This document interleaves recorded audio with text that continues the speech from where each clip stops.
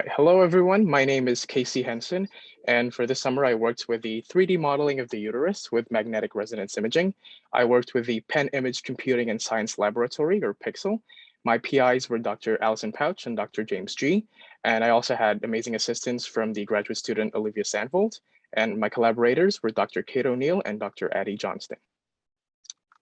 So the purpose of my project was to first provide a detailed 3D image of the uterus and its parts using manual segmentation.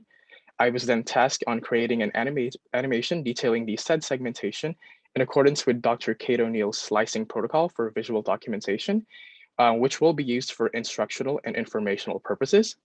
And the objectives of my presentation will be first to discuss uterine anatomy, structure, and its main functions. I will then discuss the main software applications that I used, which was ITK Snap and PeerReview and the usage of 3D segmentation. And finally, I will be presenting the segmentation and slicing animation. So the four main structures of the uterus, as shown here to the right, involves the fundus, the body, the isthmus, and the cervix. It has several main functions. First, it provides structural integrity, such as supporting the bladder, the pelvic bone, and several organs. It also serves as the implantation site of the blastocyst during pregnancy, and it provides protection and support for fetal growth. It is also the main site for menstruation. The uterus is also lined with three main layers, the serosa being the outermost layer, the myometrium being the muscular or the middle layer, and the endometrium being the innermost layer. I will then be discussing the uterus dimensions and its variability. So typically the uterus is about 7 centimeters in length, about 5 centimeters wide, and about 2.5 centimeters in thickness. However, variations are introduced with respect to age and gravidity. Gravidity meaning just the total number of pregnancies the person has had with their lifetime, that it could be successful or not. So typically the length decreases after the age of 40. And with pregnancy, it tends to become more flat and rounded with age. A paper that I read from Vergitz et al. Also discussed the length-width ratio and how it decreases with age, with the mean of it being about 1.618 at the age of 21. They also found that this was correlated with successful pregnancies. So this value tends to be the optimal number, 1.618. And as the person increases with age, this decreases, and also the successful number of pregnancies that they have.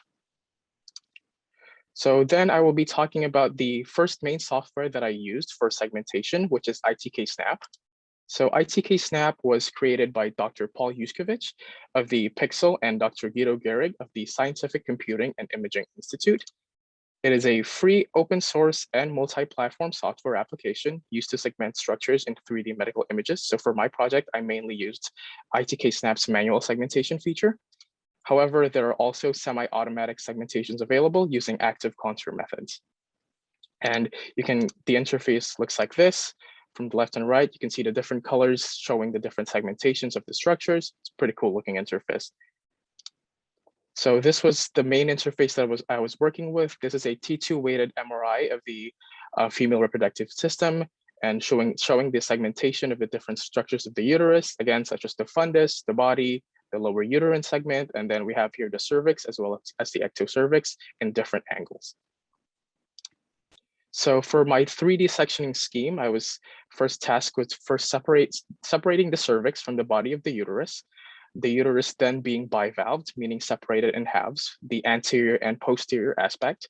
And then the body is separated into 3 sections, and those 3 sections are further subdivided into 3 more sections lengthwise. Better visualization here. So the left image is showing the uterus being bivalved into halves, again, anterior and posterior aspect, and it being divided into 3 sections and further into 3 more sections lengthwise for a total of 9 sections for each of the halves.